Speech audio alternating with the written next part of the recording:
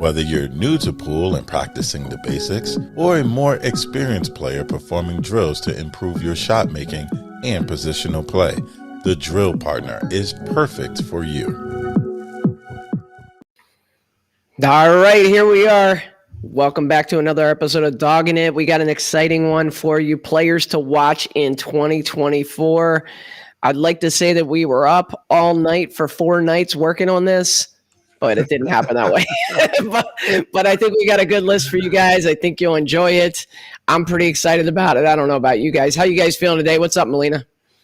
I'm doing good. I'm excited. I like it's going to be a fun show. We've been trying to do it now for about a week, and we put in a solid 17, 18 minutes on it for sure. Working hard. 16 minutes more than you put into it last year. There you go. No, so I know you've been thinking about this for a while now. I mean, it's something that journalists like you always thinks about kind of coming into a new year, right? We love lists. Yeah. Lists are always good. Who are the players to watch? Let's go ahead and turn on the chat here real quick. Let's see, get some folks in here, make sure everybody's doing good. Guys, hit up the chat. We certainly want to get your feedback as we share our screen in a minute and give you, we have a dozen of the players that we would like to watch this year that we think are going to be ones to watch. So hit us up in the comments and let us know. Boys, you ready to get going on this? Or, Yeah, we should. I mean, some of them are like players to watch. It's like different reasons for them. I mean, some of them are players who are up and comers. Some are players who are established who we still have a reason for wanting to, keep our eye on them this year. Some of us just don't like to follow criteria either, Mike. You know what I mean? We give parameters, and then some of us just what was go the parameter? Outside. Players. I don't know. We were very vague. We all had it like in here, and I don't think we put it out there. So I you didn't like that I put filler on the list. Is that what you said? we wanted to go against the grain and not so obvious. And Mike sends us like the top 5 of WNT players that are ranked. So some of these guys are going to have down years. That's what I'm telling you. Well, when I saw your list, I was like, what were these guys thinking? It's nothing like I was thinking, but we did our best to kind of compile them, put them together. And, what we do, we like to talk about things. So we're going to put them up there and we're going to talk about them. Let's get going now with the first player. Oh, we got a comment? Hit the like, hit the share button, get it out there. Let's get the show on the road. Let's jump into person number 1. And this isn't in any kind of order from top to bottom. It's just in general. So. Here we go. Let's get the ship. Oh, sailing. Cow, we're starting right at the top of the heap. Starting hot. Coming in hot with FSR. Why is he on the list as players to watch? He was not one of mine. It must have been one of you guys. This was me. And here is my rationale on FSR. Let's hear it, Mike. Well, I mean, here's the thing. In 2022, going into the beginning of 2023, he had already made his way into the Hall of Fame, according to some people. Finally, you agreed. It only took you about a year to come around to it. That's hilarious. So, since then, nada. So I wouldn't say nada. Okay, not nada, but he only won the World 9-Ball Championship last year, but no big deal. As I said, into the beginning of last year. So from May of last year on. If he spends the rest of his career with those results, he's still in the Hall of Fame. But I mean, maybe. Maybe. With the year that he had, 2022 to 2023, maybe. Yeah, it's possible. But, anyways, that's a discussion for a different day. For this day, we're talking about 2024. And my thought watching Francisco was that, he didn't look like the same player from 23. I mean, still, top 10, top 16 for sure in the world, but did he look like the same player? So which guy are we going to get in 2024? That's the reason I want to watch him. Is he going to, come back? Is he going to win a couple of events in 2024? Or, that's what made him intriguing to me as far as the top players go. When I looked at the top players, see, okay, who am I really interested to see? Who has, what kind of year they're going to have this year? The kind of year he has this year is going to say a lot to me about what the future looks like for him. I think he is going to come back strong. It's going to take a little while to adjust the equipment. Anytime you start with new equipment, takes a little while. And I think we saw that at the Mosconi Cup. And then prior to that, he had some health issues, right? So you're always there's no way to repeat what he did leading into 2023. I mean, it's just remarkable the way he played. And so to think that he was going to do that again, I don't think any one of us three thought he would match that performance from 2022. But that said, I don't think he's that far off from getting back to really top form and being a contender in any event that he participates in. Once he adjusts to the new Q-Tech equipment, I think he'll be fine. And I think he'll be right back in the mix as one of the top players in the world. Well, number one, by the time he's up for Hall of Fame induction, I'll be taking over the Hall of Fame and be voting Mike out. So that way he can be a first ballot. When I leave the Hall of Fame group, the USBMA, there will be a stipulation of who cannot become president. Will I be on the top of that list, Mike? Or will I be close to it at least? Yeah. There's a now listen, a lot of things change. You know, the run that he had at the beginning of the year versus the end of the year, or the previous 18 months, like Mike said, were a little different. You know, and it wasn't as pinpoint, laser sharp as we've seen. That logo there on the chest has also changed as well. Now, I don't go and give a whole lot of weight when it comes to the Mosconi Cup performance because it was only under a limited amount of time that he was able to practice with his cues, right? And then on top of that, you put him on the biggest stage, the brightest lights, you know, the most eyes watching. So by far not his best performance, but I think you can only go up from there just as far as the equipment goes. But I think the guy still has a top 5 break when he's dialed in. And I expect that to hold him over. And once he does get, recalibrated with his equipment, look out. Yeah, I like him very much. I think he's going to be back in form in no time. So let's keep our eye on him in 2024. How about moving on to the second player that we're going to highlight here? Josh Filler. This one I think was from Molina, right? Yep. Kyle Amarato. What do you got here, Molina? I mean, listen, this guy is the youngest, hottest Filipino star, in my opinion. And when we talk about guys who transition to playing on the bigger stages, there's usually a learning curve that comes with that. And I didn't see that with this kid. I think this year he's going to be afforded more opportunities. I think he's got A1 type of status whenever I see him play 9-ball. I think he can be dominating and imposing whenever he does get dialed in. And, I mean, listen, when you're young, your eyes work, your arm works, everything works. He doesn't seem to shy away from any kind of stage being too big for him or anything like that. I want to see this kid play more majors. I want to see him play against the Joshes. I want to see him play against the Shanes. I want to see him just start winning matches that people don't know that he can win outside of the Philippines. And I think this guy's got major written all over him this year. Pinozzo? I agree. And I want, I think on my list I had Raga on there too. And I think we've talked about this a little before in the past, I think. I don't know who I've talked to about it. But the Filipino players, the Ragas, the Amaratos, the Felicianos, we see them and they're kind of like these flashes that kind of go by and then you don't see them for another 6 or 8 months, right? Yeah. I want, I'm really curious. I love these guys and I want to see them play, but I want to see them play. I want to see the top 5 Filipinos in all 6 of the major open 9-ball events. Yeah. Then we'll have some kind of measuring stick to really see how they stack up against the rest of the field on a continuous basis. And my problem with the Filipino players is that they're always like, on hiatus, way more than they're in the mix. Yeah, that's a great point, Mike, because if you think back in the day, you had players like Andam who would come over and Luat and they would be there and yeah, and they play great, but then you wouldn't see them for a while. So I get your point there. Yeah, well, we saw it with Raga. We saw it, Aranis has different issues, but we saw it with Aranis. Chua, is he going to be there? Is he not going to be there? You never know till the first ball gets broke. These guys, and really, when you look at it, I haven't seen any announcements in World 9-Ball Tour of signings from a Filipino player. They all got to be talking. I'm just really curious as to what these guys are going to do.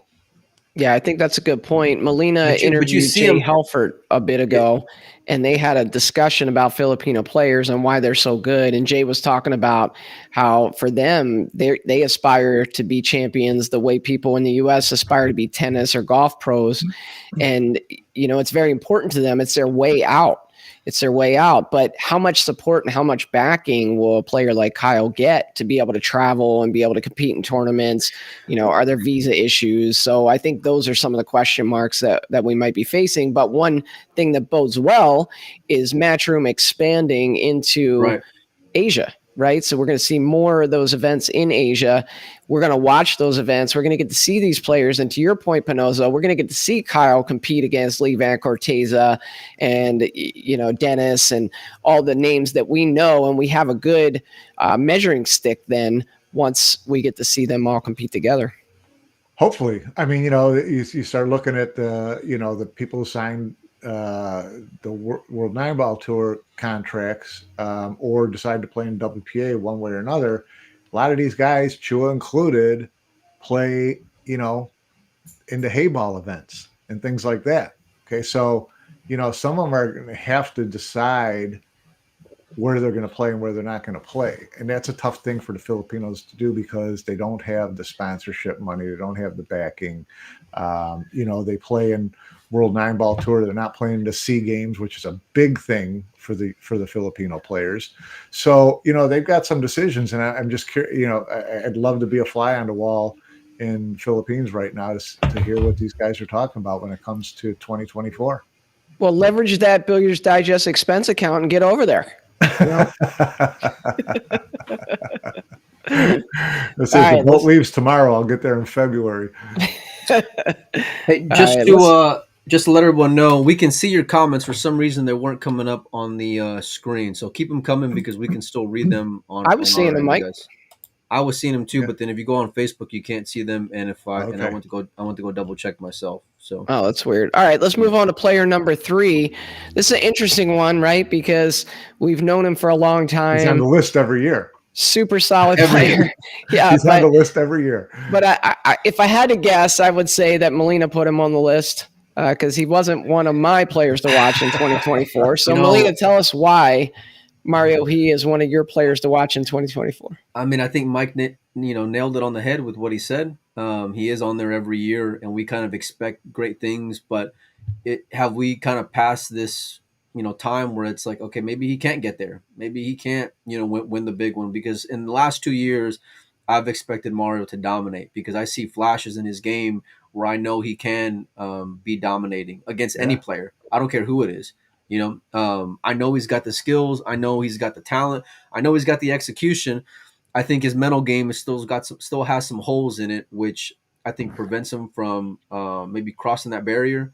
But I'm still optimistic. I'm a huge fan of Mario He. I mean, absolutely huge fan. There's like very few guys that I root for like I do Mario He. I want to see him do well, and I want to see him get the W because I feel like if he's able to, then the floodgates can open up. Then he can go on a run like we've seen a few of these guys do, like his like an Albin type player, his fellow countryman. I think he can go on and snap off a few majors over the next few years. But we ain't seen him get to one yet, not even a final. We've seen him in a semifinal before, but not even a final. So I'm optimistic, but I think it's time, Mario. You gotta put your ass in gear a little bit. Pinoza? Yeah, 100% agree. He's under every year because 1, he's got the talent, and 2, nobody doesn't want to see Mario He win. Everybody wants to see him. Everybody loves Mario He. He's a great guy. He's a great player. You want to see him win, but at some point, he's got to show that he can do it. Otherwise, we're gonna have to take him off the list. I tell you, he ain't gonna be on this list next year. This is your last year on the list, son. This is it. I'm sure that'll be a huge motivating factor for him this season. Well, every time I'm watching a big Matchroom event, my son walks in the room, he sees me, and he's like, "How's Panda doing? How's Panda doing?" So it's one of his favorite players just from watching him and his demeanor around the table and everything. Yeah, he's great. And we all love Mario He. Right. And I'm hoping this is his year to break out. I recall last year, I don't remember the particular tournaments, but there were 2 or 3 tournaments where he was hot. And it seemed like at the right time, getting into the round of 16, the round of 8, and then just kind of faded a little bit at the end or ran into a buzzsaw. And so I think there's a very good chance for him to break through this year and win one of these big events. And so looking forward to big things from Mario this year. All right, moving on to our first real younger player. We have Sam Henderson. He's one that I wanted on the list. I was looking at the talent in the U.S. in terms of that next generation talent, from the junior scene. And there's a lot of great players out there. This is no disrespect to, Laz in Texas, no disrespect to, some of the other great players, Joey Tate and folks like that. But I just feel like Sam Henderson is going to break through, and he's going to make that leap this year from a low 700 player and get up towards the mid 700s. Just with the support that he has, the backing, and everything I'm hearing about him and the way he plays the game and approaches the game, I really like this kid. I think there's big things coming for him in 2024. What do you guys say? I hope he doesn't measure it by I want to be a low 700 to a mid 700. That's number one. I hope that's not the goal, because if it is, you're trying to achieve the wrong thing. I think Sam's hungry. I think Sam's got the drive. He's got the determination, and he's got the game to back it up. I think the kid plays really strong, and it seems like he wants to get out there in the deep end with the biggest sharks, in the water. And, I've seen him at junior nationals. I've seen him at the SVB Open, at the US Open, but I want to see more of him play, more of him in these bigger tournaments. And I think he's got a game that can really put himself on the radar. And let's be honest, there's opportunity there on the American side to get into a top 5 or a top 3 kind of ranking. If you get a little bit of support and you got the determination behind you. Yeah, there's no doubt that he's got the determination and the drive, and it looks like he's, seems like he's got the backing. He's smart about, being able to get into these events. And like you said, it's really all about, are we going to see him consistently enough this year to be able to measure him? Is he going to play in 4 out of the 6 major opens? Is he going to travel? Is he going to go to Europe? Or are we just going to see him in, Turning Stone and Roanoke and the US Open and whatever, which are still great proving grounds. But, you got to get in there, like you said, in the deep end with the big hitters and keep swinging and just see if you improve from event to event. I'd be curious to talk to him and see what his, I'm sure he's sat there and he's looked ahead at the calendar and said, okay, here's what I'm saving up for this year. This is where I'm planning on going. I'd be curious to know what that is. Well, one thing I could say about his support network, I follow them online. They do a good job of fundraising and trying to great job. Find opportunities for him, kind of like Savannah and her family. And I think, from Sam's perspective, he's going to have opportunity this year to shine. He's going to get into some events that he hadn't been in before. And will that spotlight be too big for him, or will he step into it? I think he steps into it this year, and I think that he's going to have a nice season. So I like how you answer your own questions, Joey. It's my favorite part. Well, let's move on. Next, we have Alexa Pachels. We saw him at the U.S. Open. He was dominant for a stretch of that tournament where it looked like nobody was going to beat him. Was playing some great pool. And I feel like with what I saw in that tournament, if he can regain that form and play that way in 2024, watch out. He's going to be one of the top players in Europe. I feel it. What do you say, Mike? Yeah, no, it's, he had some couple of big runs last year, and he just keeps getting better. He's almost kind of an under the radar guy. He's not the name everybody jumps out at when they start talking about the other Europeans. It's always a Moritz or it's a Sanjin or it's guys like that. And I think that he's comfortable there. He's not out there trying to say, what about me? He's just going out there and trying to be a better player every time. Fun player to watch. So he's definitely one to watch for this year. You see those eyes there, boys? Those eyes say killer. You know, those eyes say, you know, he's got what it takes for me. One thing that I loved about his game was that he didn't dog it. You had to beat that kid. And when Yep. you're Yeah, and you're right. when he was on that stage, you're supposed to dog it because, you know, it's a semifinal of the US Open, you know, a crown jewel of the year, and you're supposed to rattle a little bit. And I didn't see that kid rattle at all. I think that kid's got the makeup to be big time. You got to follow up, and he seems extremely hungry to do so. I hope he gets more opportunity. I know he comes from a small country and doesn't get a lot of support. Ironically enough, I think Sanjin's one of his best friends on tour, and I kind of like pegged them in the same category. Although what I thought about Sanjin last year, kind of in the same regard, I just think a little bit differently of Alexa just because of that killer instinct factor. You know, those intangibles. And he gave, I forgot who it was, Mike. Was it Federer in the semis? I think it was. Yes, I think I it was believe Federer. it. I think Yeah. it was. And he gave him all that he could handle. You know what I mean? And Yeah. when you're playing against basically the hometown hero in Federer at the U.S. Open, and Right. you stand up that tall and you play that strong, where you had to get beaten, because there's a lot of guys with great talent, right? But then you see them once they get deeper, like a Mario He, right, where that back arm can kind of shake a little bit. I didn't see Right. that with this kid. I want to see him more in 2024, and he's one I'm going to be watching on every tournament from here on out. Yeah, he had a couple other 9 through 12 finishes, whatever. Yeah. 5 through 8s. He had a good year.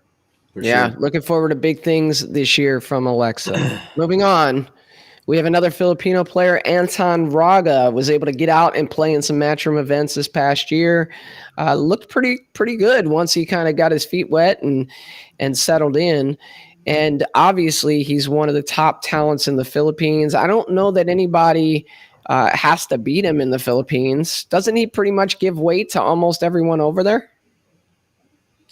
I mean that's how it used to be. I don't know if that's still the case, but I know he plays all the big boys even. That's for sure.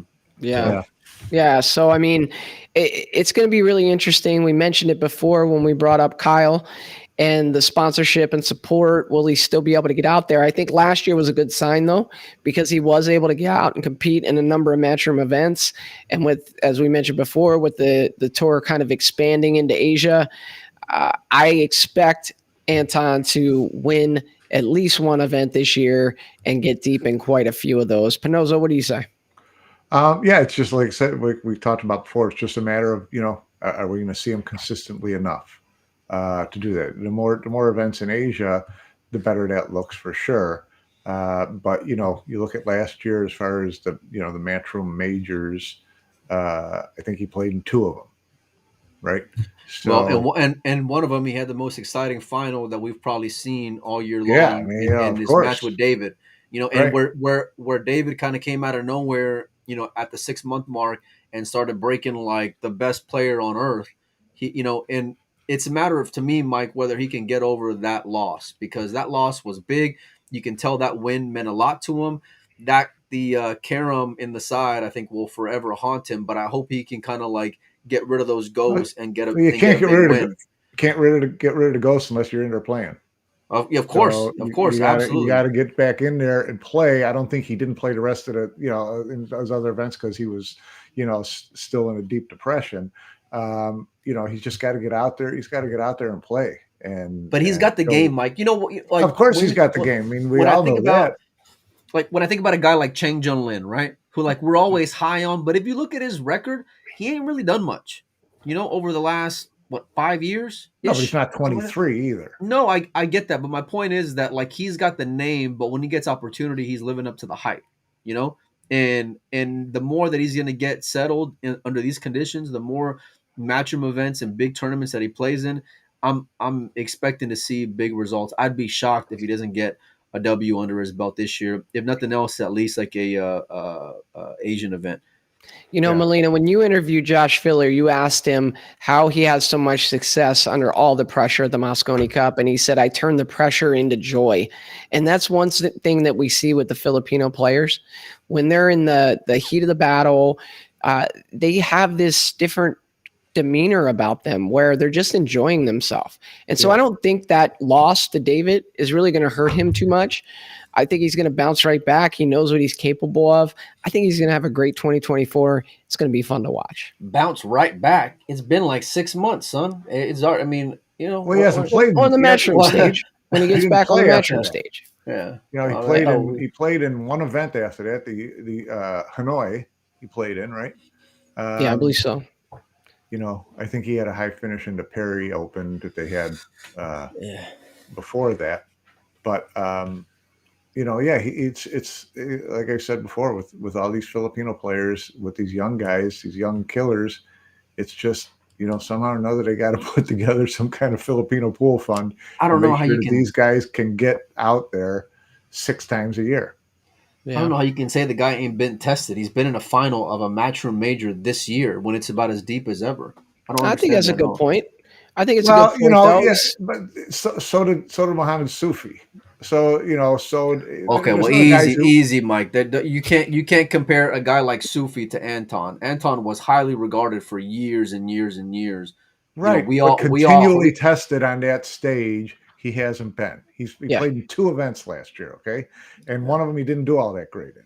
So yeah, I mean, you've got to get out there, and you talk about the deep end. That's the deep end. Those 6 major Open 9-ball championship. That's the deep end. Mike, this is. Are you changing the qualifications for majors, Mike? Are you softening up a little bit on me? Oh, no, not really. They got to find another name for him. To be Melina, honest. this is always your argument with Federer, right? You're always like, oh yeah, Federer's a great player, but what has he done on a matchroom stage? So I think that's the point that Jason was making. Yeah, that's the point that Jason was making in the chat. Until he's tested in the tournament format, like we're not talking about playing players a race to 50 for cash. Yeah, get up there in the matchroom format under the lights with the crowds. I think that is a valid point. Yeah. Well, look, I'm just saying, if you get to that spot, you've been testing. Let's move on. I'm losing the argument. Let's move on. Yeah. All right, moving on. Fine young player from Poland, Daniel Maciol. He's one of those players that you just see having better and better results. He's right on the edge. He's about to break through. And I think it's coming in 2024. I think you guys put him on the list, but he would definitely be on my list. I'm expecting a victory in 2024 in one of these big events. How the hell did he get on the list if one of us didn't put him on? What are you talking about? I think one of you did put him on, but I concur. Okay. There you go. Joey's co-signing over here. Co-signing. Yeah. I didn't really do the list. You guys did the list. Yeah. Well, I'm high on this guy, Mike. Go ahead. Here's the big question is, where's he going to play this year? So we saw Conrad sign WNT. We saw Victor sign WNT. The kind of concern is to someone like Wojciech, the thought is he's not going to. So where does Maciel stand in this relative to him wanting to progress as a player? Does he take He might stand as the world 8-ball and world 10-ball champion at the end of the year. He could. So, I mean, does he take another year of federation money and funding to kind of help him grow more? Or does he, dig into his own pocket and jump into the deep end? So I'd love to see him in the World 9-Ball Tour events all year and see how he does, because he's got a huge, huge talent. I mean, he's a huge talent. I don't know where you stack him up against like a Victor at the same age, but he's a big talent. Massive. I think he's got consistent final 16 written all over him. Now, whether or not you can take that next leap remains to be seen, but I think he's got it. I think he's got to put a couple things together. Now, whether or not he chooses to go matchroom or WPA, I'm not going to blame the guy because he ain't won anything up until this point, right? A guy like Wojciech and Victor, they've been able to get a little bit of a bankroll, because they've won events, right? Where a guy like Maciel hasn't. So I'm not going to, crucify the guy if he goes that route. But boy, I hope to see him on a matchroom stage because I want to see him play against the Federers and the Fillers and Shanes and all these guys. I think he's right on the cusp. He ain't gotten there yet, but I'm really high on this guy's game, man. I mean, honestly, I love watching him play. He's incredibly talented, and like all the Polish players, they always are going to compete very well. But This guy, I think he's got just a little something different, man. I think he's got Yeah, massive upside. my point about him being a potential world champion is if the WPA field gets watered down, right, where so many players went to the World 9-Ball Tour, and you don't have to beat Filler, you don't have to beat Federer, you don't have to beat Kachi. Yeah. Well, now all of a sudden, a guy like this is right in the running to snap off the World 10 ball or the World 8 ball. So that was my point there. They have another show on WPA favorites. Well, Who stand to be the favorites in WPA tournaments this year? I will gladly have. Although I emailed Aishan yesterday, I don't think he's coming on the show anytime soon. So. Well, here's the question: we're seeing all the announcements for the World 9-Ball Tour. Will there be announcements for WPA, or will it just be by default?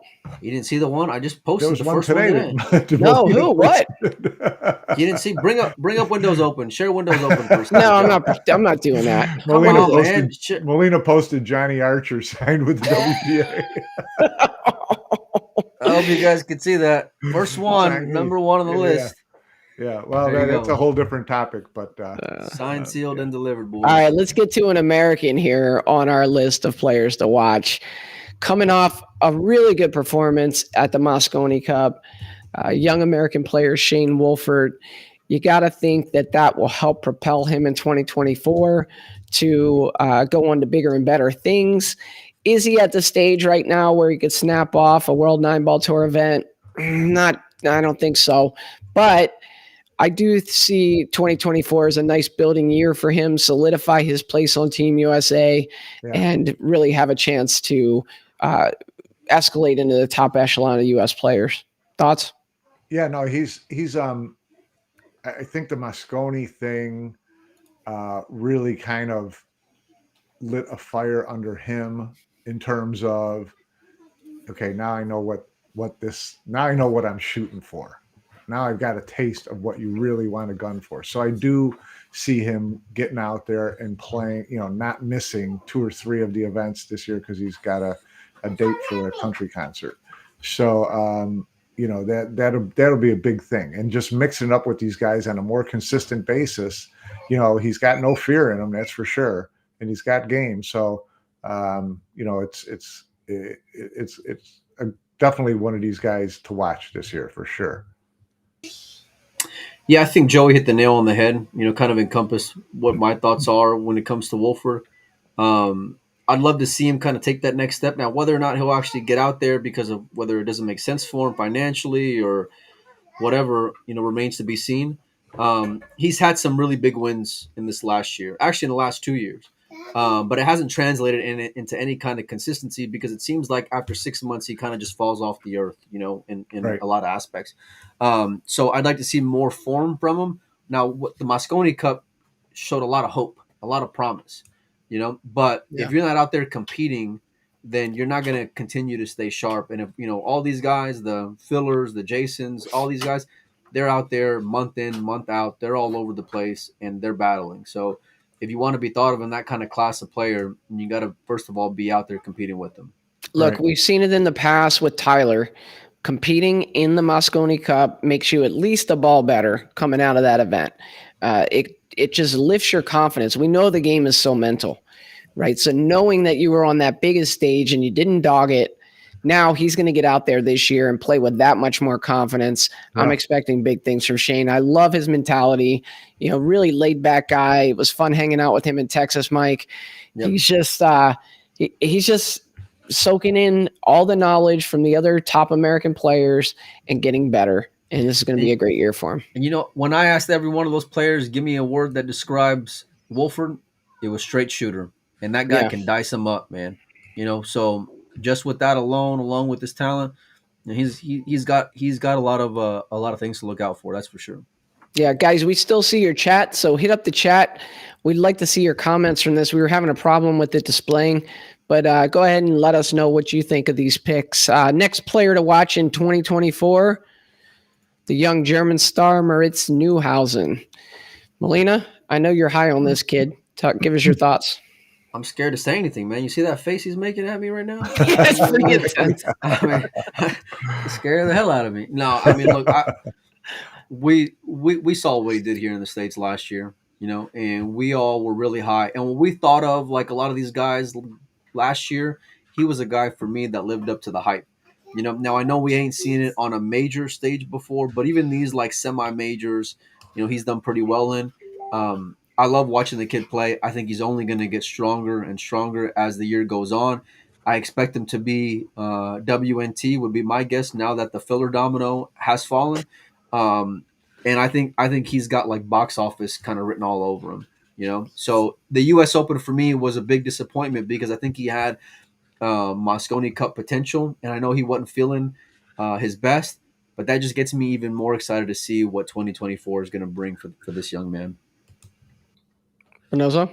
Yeah, no, hard to disagree with any of that. I mean, yeah, he's a solid kid, smart kid, hard worker. He comes from the German breeding ground of great pool players. It runs pretty deep. So just by pedigree, you got to figure this guy's got title potential written all over him, and he'll get there. And he's, you look at that face there, and it's a guy who knows how to focus. Yeah. So, bring back the mustache for sure. Was the best. It was like, man, all of a sudden I started hearing that weird music from the 70s. He's kind of built for this. He started playing snooker and pool. He was running around like 6 days a week through Germany, playing in different snooker events and pool events, and he had to choose, and he chose pool. And so he's been really brought up to be a professional pool player. And I think last year was a moment where we all took notice and said, wait a minute, this kid can really play. He's not just a junior player anymore who has a chance to win a match or two. He can snap off a big event. And so we saw that at Jason's place last year, I think. Did he win that one or finish second? I can't remember. Yeah, he won that one. And the week before, he finished second to Carlo, I think, on Long Island, or I think the Racks event. And so the kid can play. And then we saw him, I think, at maybe the U.S. Open, where he was he had like a cold. Yeah. He wasn't 100%. You could tell. And it's a shame because the timing of it, he was playing great pool at the time. And so if he goes into that event and he's healthy, you never know. He could have made the semifinals and finals and been right there. So I'm excited for this kid. I'm looking forward to what 2024 has for him. When we interviewed him, the thing I was impressed with, just a lot of poise, a good understanding of where he's at. His mental game seems really strong. I asked him, like, how do you react when you lose a match? Do you go throw your cues? Because I want to when I lose a match. And he's like, yeah, I used to get all kind of worked up about it, but I've learned to process it. And he's really focused on process over results. And that's what it takes to be a champion. So big things for Moritz Neuhausen. Moving on, another Filipino player, Michael Feliciano. Melina, what you got on him?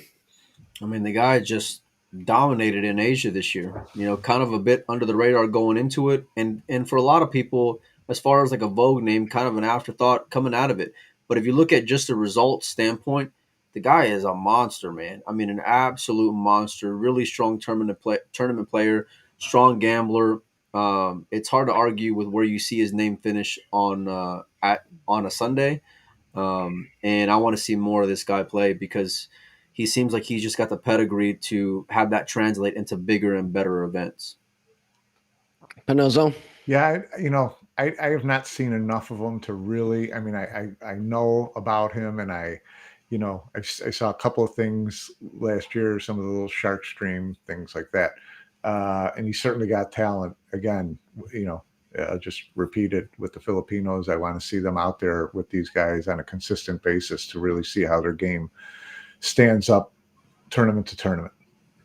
Yeah, I mean, there's always a few dozen that we know are in the Philippines that if they had the chance to get out and compete, we'd take notice, right? Well, last year we saw Michael compete.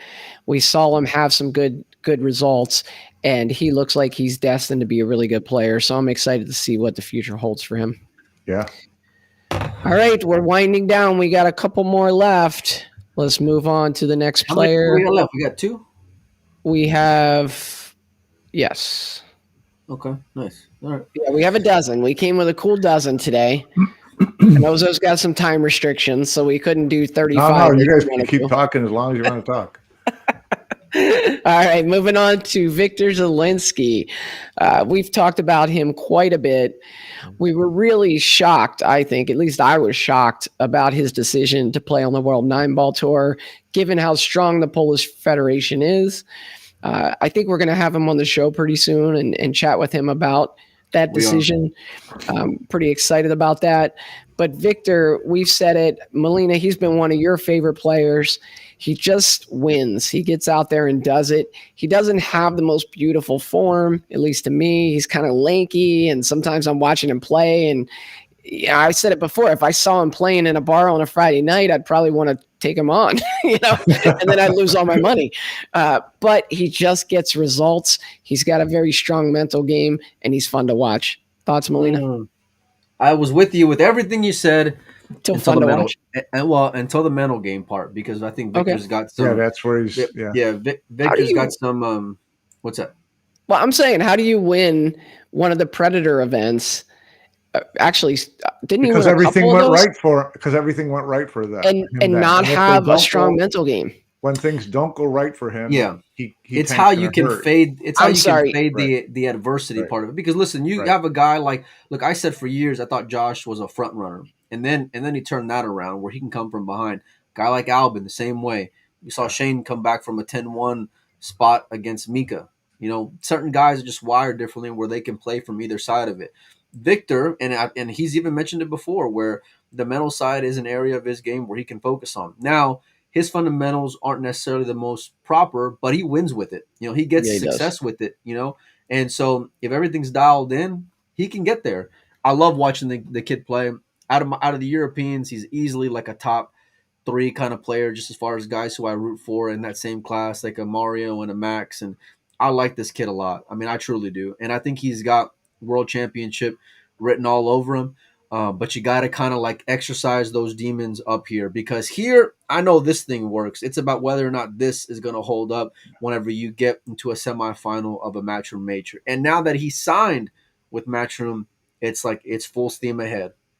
Yeah, I mean, I don't know. I'll defend myself a little bit, because if you're going to win a professional tournament against all the best players, races to 4 with a shootout, you have to be pretty mentally tough.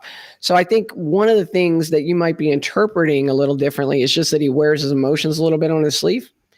But I think he's pretty mentally tough. I like guys who wear their emotions on their sleeve, Joe. Yeah. I think he's mentally tough. What do you think, Pinozo?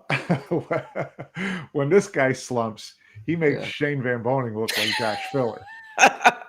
So there's, when he sits in his chair, it's like he just looks like he melted into the seat.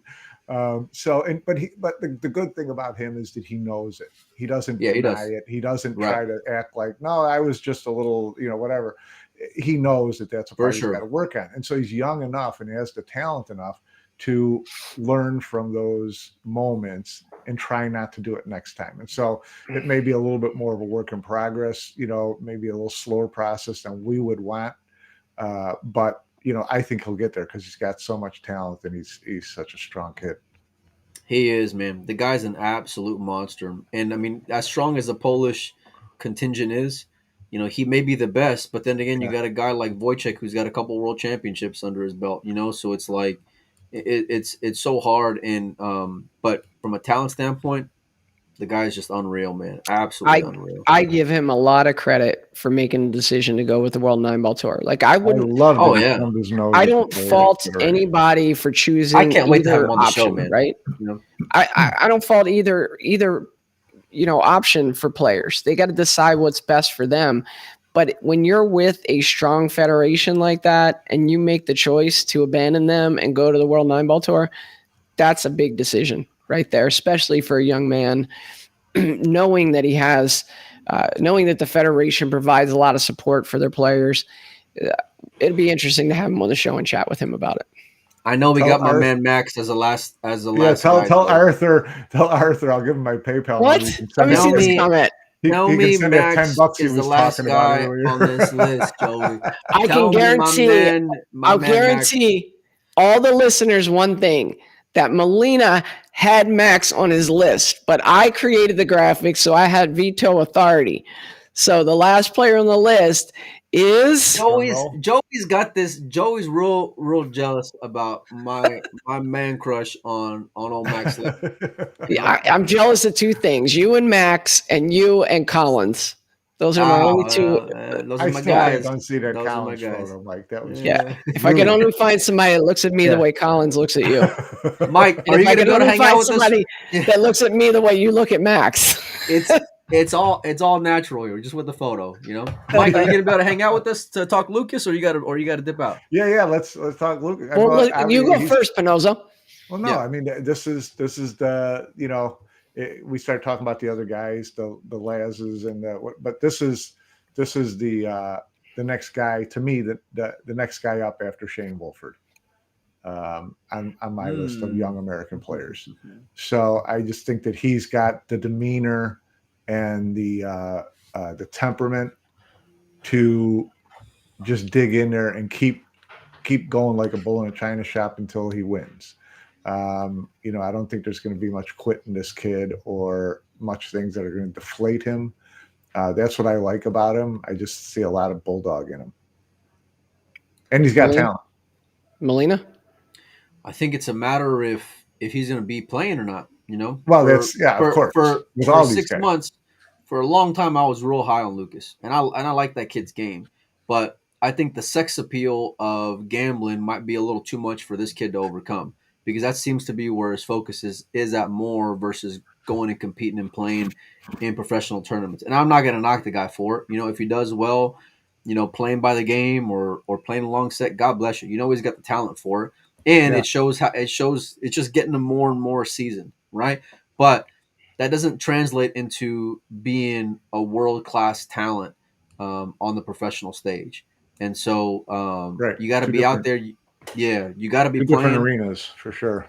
I hope he does, because like Mike, I think he is the next guy up. But there are guys who are coming for him. I think there are guys like a Sam and a Laz who aren't too far behind him. And if they're going to be out there playing, then you better watch out, because they can take your spot quick. Now whether or not that matters to him is going to be a completely different story.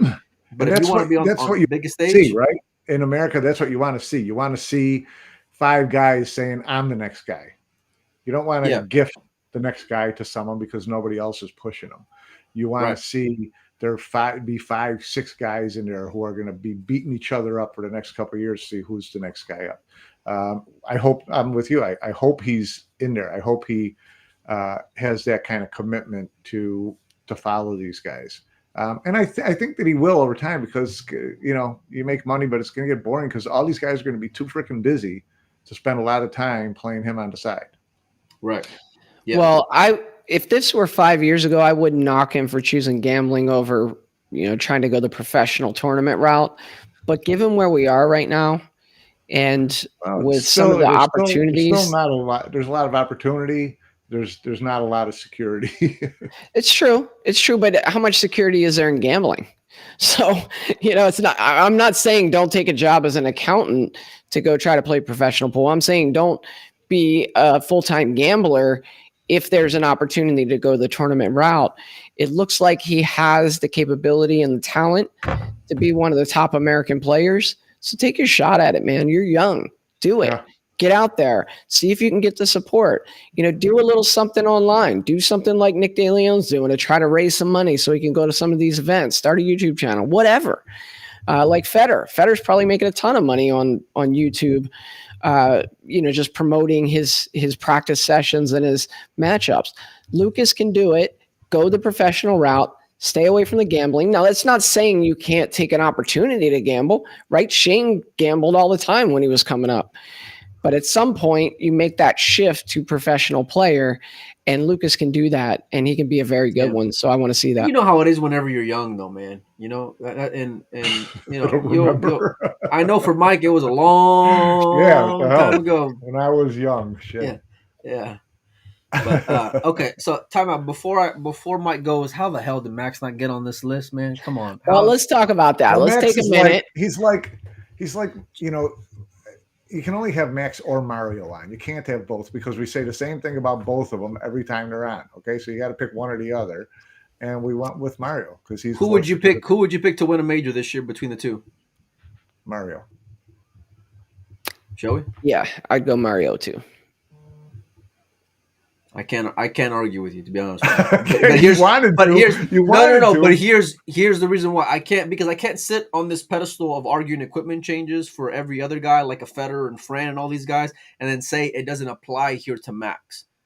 So Yeah. that equipment change I think is going to be big time. Now, you've had the most success, I feel like, in your career over the last like 2 years, right, in Max, and then to make an equipment change now, that's what has me leery. It's not from dogging it off. It's not from a lack of ability. It's not from any of these things. It's just the equipment change is what makes me a little concerned. I hope it translates, because everyone knows that I love rooting for the guy, but it ain't going to be easy. That's for sure. Yeah, let's open the chat back up. Let us know how bad we dogged it. Let us know who we forgot about. Who were some of the players that didn't make the cut? Do you guys recall, like, some of those players that we had in mind? Let me refer to my list over here. I think there was at least one or two. I saw AJ Manas that someone mentioned. I wish we would have had him on. Another strong Filipino player. Yeah, well, I mean, my answer on the Filipinos. What about Kachi? I had a Kachi not make this list. The Yeah, guy Kachi was the best player. The guy was the best player list through 6 months, and then all of a sudden he breaks his arm. Now no one's going to be looking forward to seeing him in 24. I mean, well, it's players to watch in 2024, and I think it's the same thing we're going to see in 2023. What's that? He was on my list, Kachi. Yeah, but I mean, look, he is a player to watch. Will he rebound? But I think the answer is yes. Well, I think the answer is yes. I don't really see any evidence. That's the end of the show. The answer is yes. I guess that covers what kind of response is that, Joe? What event did he play in? Didn't he play an event at the end of the year? He played in the World 8-Ball and finished in the top 8. Yeah. I mean, so what questions are there still lingering? Yeah. Well, we'll see. We'll see. I don't know. It's hard. I messaged him to see, because someone said that he was having more issues with his arm. That was going to have to go back into the doctor, things like that. So I checked in to see how he was doing. I didn't hear a lot on that, but he did say he did sign with World 9-Ball Tour. He's going to be fine. Kachi's going to be fine. Joe, don't you worry about that, because he'll whoop your ass in a heartbeat, son. He'll get on. No, but some of the ones that I didn't include on the list. Oh, see you, Pinozo. Thanks, kids. Yeah, thanks everybody. Yeah, some of the ones that I had on my list that I didn't fully include or kind of left off at the end are some of the young American players that we've heard of, like the Joey Tates and. Even on the female side, Sophia Mass, players like that I think are really going to make an impact in 2024. But we had to cut it to a certain amount, so they kind of didn't. We got time restrictions to think of too. We try to keep it. At first, I wanted to start with 24 players, and then I thought, okay, 24 players times 3 minutes each. That's gonna be too long of a show for us. So, but no, I think all in all, there was a pretty solid list. I mean, listen, Kachi is a real name to look out for, because the guy was just dominating, through the first 6 months of the year. So can he continue that starting off with next year, or when are we even going to see him, play in the next major event? Remains to be seen. So, who else probably could have been on the list is Sanjin.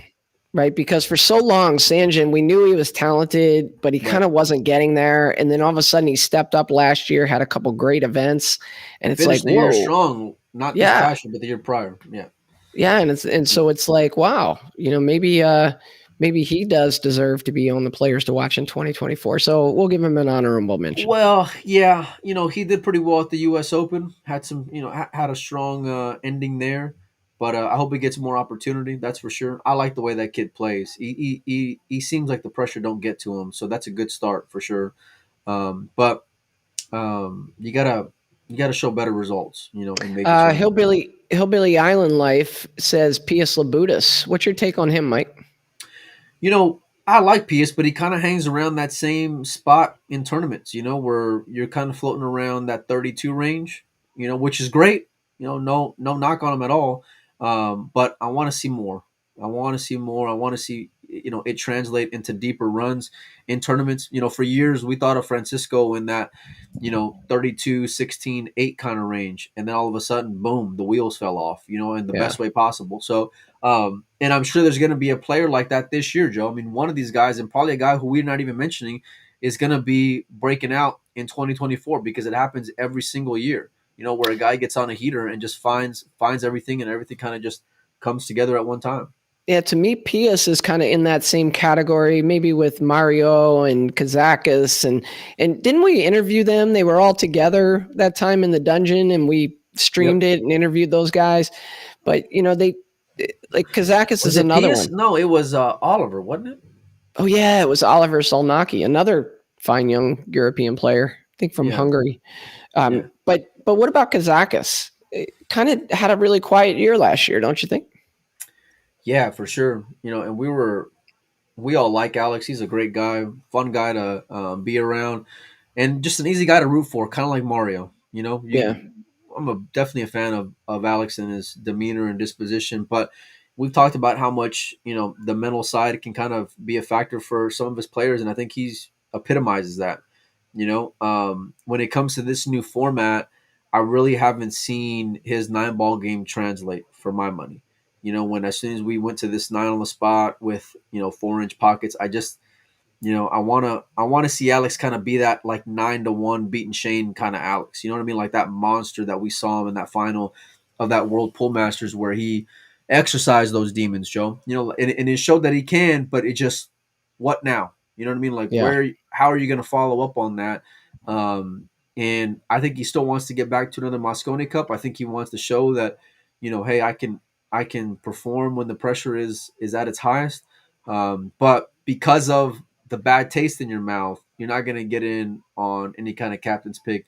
You're going to have to make it in on points. And by that, you got to have a lot of strong results. So if there was one player that wasn't on the list that we talked about today for a breakthrough, a real breakthrough in 2024, I have one in mind. And I don't know a whole lot about him. Like this, man? A whole lot about him, except that he's young and he's got remarkable hair. But I'm going to go with Yannick Pongers from the Netherlands. This guy, yeah, okay, yeah, young guy. I think he's like 19 or 20, but I've seen him out there. Handles himself really well. Fine player, and he's starting to get some results. Getting a little bit deeper in events. So if I'm going for a wild card there for like a breakout year in 2024, I'm going to go with that guy. What do you got? If I'm going with guys not on the list, I'm going with Spain B. I'm going with the duo. I'm taking a 2-for-1 special over here. I'm taking Jonas and Delgado. You can't do a double. I mean, listen, it's a bundle deal. It's a team. It's a BOGO. You buy one, you get the other one. So okay. I want to see like a parlay. Yeah. I want to see those two guys, and I think they got the game. I do. Yeah. And we've seen spots. Where I was going to say, I think this could be a good year for Jonas. He's we've seen him spending quite a bit of time in New England, and just a fun guy when we had him on and interviewed him. And we're talking about Jonas Suto Camino. Yeah. Great young guy. And so we'll wish him a lot of luck. Melina, I like your new little sign back there. Where'd you get that? I was Christmas present from Oscar and Desiree, and I love this thing, man. It makes me look more professional. It's pretty good, huh? It's really good. And I left mine. Remember, I left mine in Vegas last year. I had a little. Well, you didn't leave it in Vegas. I left it in Vegas. Yeah, you did. You dogged it. Yeah, I did. I remember. Yeah. That looks good. Hey, guys. All right, Joe. What's on the agenda coming up the rest of the week, Joe? Okay, so that's the players to watch in 2024. We have the award show. When are we doing that, Mike? Tomorrow we're doing the award show. Mike can't make it because he's got some family commitments. So I think it's just going to be you and I. We're going to be giving out the Dog in It awards, or unless you want to wait till next week. But we got a lot of stuff we got a lot of guys to schedule, Joe. So I got Victor on the radar. I still got to try to get Jason let's Shaw do that, on. Mike. I got to get CJ Wiley on the show. I got to get a bunch of guys on. Let's push it to next week and try to line up Victor for tomorrow. I'd love to talk to Victor, and let's get him in while it's hot, right after he made a decision. And then we can always do the award show next week, especially because, guys, what you don't realize when we're doing these shows with Europeans, we got to really arrange the time. A lot of times we're off by like 8-10 hours, so we got to figure it all out. So maybe we can do that tomorrow with Victor, and then CJ's probably available, in the evenings one day. I told him if we can try to get him on like early next week. So if we can try like maybe for a Monday night kind of show, I think that'd be a good time. I just messaged Victor right now, so I'm going to see if maybe he can do it around this time tomorrow. So we'll see how that goes. Yeah. All right. All right. We appreciate all you guys for hanging out. Big shout out to all of our sponsors. There's a lot of them up and down over here on this other side, scrolling through the Pulling Around Show, Moonlight and Jamison Mob, Town V10, Mariposa. Who else, Joe? Who else am I missing here? There's a lot. Salado. I'm sure I'm forgetting a couple. We appreciate all of you guys. Yeah, of course, our main title sponsor for the Dogging It podcast is Franco Custom Cues. Big shout out to Premier Billiards. They're actually our real sponsor, and they're actually going to be our main sponsor throughout the Derby City coverage. We do have one more spot available for Derby City. If you guys are interested, feel free to hit us up. We may also have some smaller sponsorship options for our Derby streaming coverage. So we're probably going to open that up here pretty soon. We're just waiting to iron out a few details on that. But I think we're going to be streaming some matches, Joe, is what it looks like at the Derby as well. So yeah, and Melina, what's the discount code people can use to get the Derby City main pay-per-view at a $20 discount? So it's $79.99. If you go use our discount code, it's $59.99. And what it does is it helps offset us paying for the day. So you're actually helping us out. So you pay for the Derby City pay-per-view, and then the free matches that we're going to be providing on a different table, it actually goes towards helping us out offset those costs. So by doing that, you support the show, you support the page, and it just helps out because we're actually paying to be able to stream each and every day out there. So if we hit a certain milestone, then we don't. So we appreciate all of you guys who have used Mike, what's the code? I'll post it on Windows Open later on today. But I think it's like Windows 10, I believe. But if you follow the link, it automatically does it for you. So it's super streamlined. And it'll be $59.99 at checkout. Hey, put it in the YouTube comments too when you post it on Windows, okay? Okay. All right. Cool. So I'll reach out to Victor. We'll post that as soon as we get the green light, and then we'll go from there. Sounds good. Thanks, guys. Right. Thanks for joining.